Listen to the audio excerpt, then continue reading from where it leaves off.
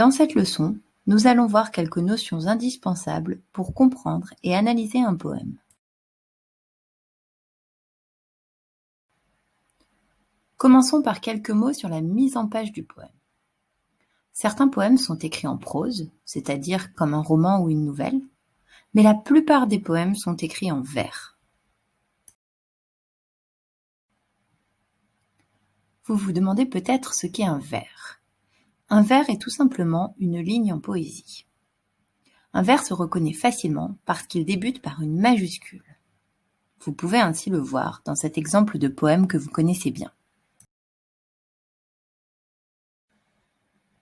Un vers se compose d'un nombre donné de syllabes. Ainsi, un vers de 6 syllabes s'appelle un hexamètre, un vers de 8 syllabes un octosyllabe, un vers de 10 syllabes est un décasyllabe, quant à un vers de 12 syllabes, c'est un alexandrin. Nous allons à présent voir ce qu'est une strophe. Une strophe est un paragraphe en poésie.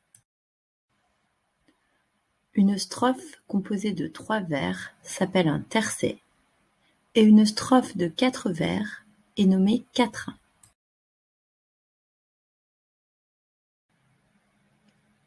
Un sonnet est un type de poème facile à reconnaître, car il est toujours composé de 2 quatrains suivis de 2 tercets. Après avoir vu la mise en page, parlons maintenant des jeux avec les sonorités. La rime est la répétition d'un même son à la fin de plusieurs vers. L'organisation des rimes peut se faire de 3 manières. Les rimes sont appelées plates ou suivies quand elles suivent le schéma AA-BB. On parle de rimes croisées pour le schéma ABAB et de rimes embrassées pour le schéma ABBA.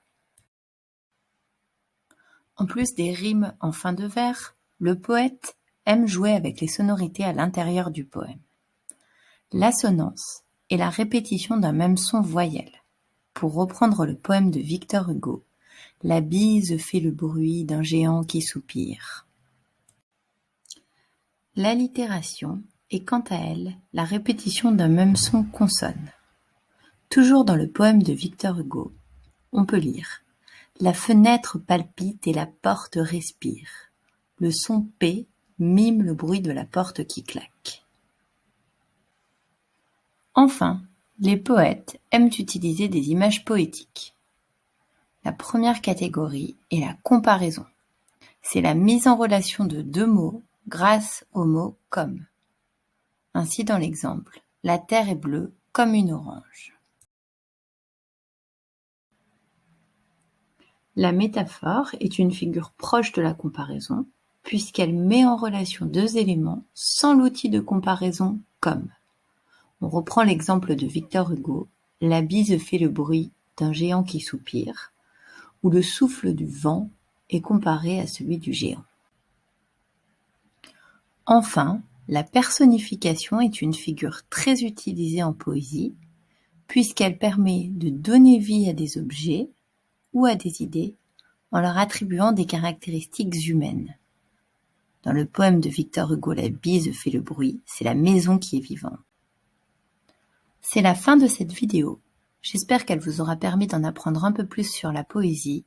Si vous avez des questions, n'hésitez pas à me les poser.